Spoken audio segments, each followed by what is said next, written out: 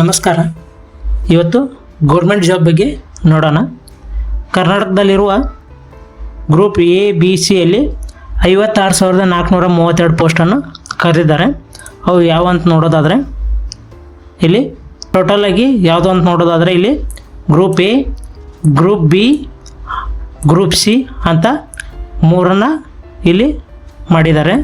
ಅದರಲ್ಲಿ ಟೋಟಲಾಗಿ ಎಷ್ಟೆಷ್ಟಿದೆ ಅಂತಂದರೆ ತುಂಬ ಇದೆ.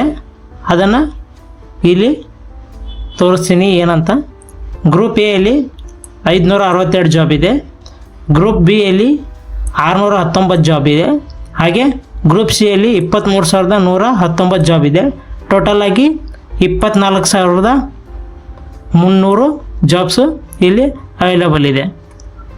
ನೀವು ಅಪ್ಲೈ ಮಾಡಬೇಕಂದ್ರೆ ಕ್ವಾಲಿಫಿಕೇಷನ್ ಏನೇನಾಗಿರಬೇಕು ಅಂದರೆ ಒಂದು 10th ಇಲ್ಲ 12th ಅಂದರೆ second PU, diploma, ITI, degree, BCom, BSc, BTech, MBA ಅಥವಾ ಯಾವುದೇ ಪೋಸ್ಟ್ ಗ್ರ್ಯಾಜುಯೇಷನ್ ಆದರೂ ಇದಕ್ಕೆ ಅರ್ಹತೆಯನ್ನು ಪಡಿಬೋದು.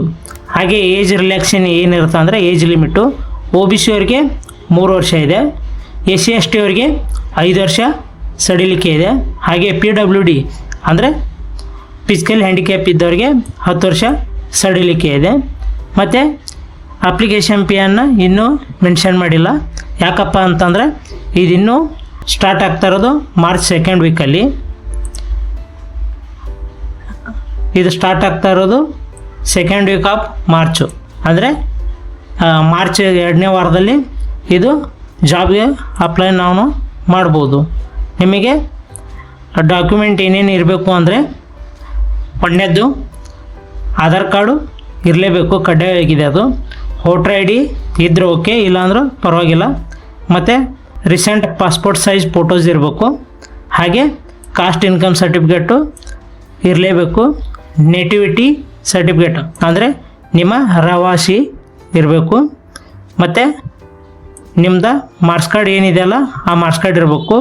ಮತ್ತು ನೀವು ಡ್ರೈವಿಂಗ್ ಪೋಸ್ಟ್ಗೆ ಅಪ್ಲೈ ಮಾಡಿದರೆ ಡ್ರೈವಿಂಗ್ ಲೈಸೆನ್ಸ್ ಇರಬೇಕು. ಅಥವಾ ನೀವು ಯಾವುದಾದ್ರೂ ಕಂಪ್ನಿಯಲ್ಲಿ ವರ್ಕ್ ಮಾಡ್ತಾಯಿದ್ದೀರಾ ಅಥವಾ ಯಾವುದಾದ್ರೂ ಒಂದು ಹುದ್ದೆಯಲ್ಲಿದ್ದರೆ ಅದರ ಎಕ್ಸ್ಪೀರಿಯನ್ಸ್ ಲೆಟ್ರನ್ನ ಕೊಡಬೇಕು. ನೆಕ್ಸ್ಟ್ ನಿಮಗೆ ಜಾಬ್ ಬಗ್ಗೆ ಇನ್ಫಾರ್ಮೇಷನ್ ಬೇಕಂದರೆ ಕಾಮೆಂಟ್ ಮಾಡಿ. ಹಾಗೆ ಈ ಟೋಟಲಾಗಿರೋ ಜಾಬ್ಸ್ ಬಗ್ಗೆ ನಿಮಗೆ ಒಂದು PDF ಫೈಲ್ನ ಡಿಸ್ಕ್ರಿಪ್ಷನಲ್ಲಿ ಕೊಟ್ಟಿರ್ತೀನಿ. ಕ್ಲಿಕ್ ಮಾಡಿಬಿಟ್ಟು ನೋಡ್ಕೊಂಬಿಡಿ. Thank you.